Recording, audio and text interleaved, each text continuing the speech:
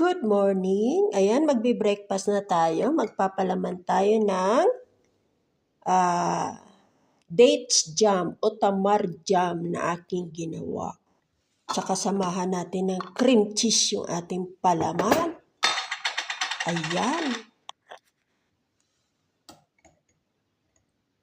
O, diba? O.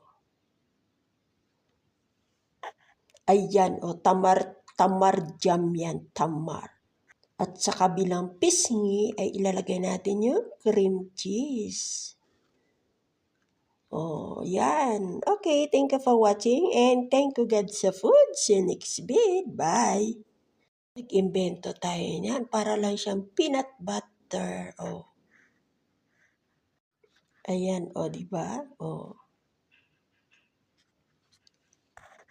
Yung pansit natin, walang ibang sahog, kundi gulay na cauliflower.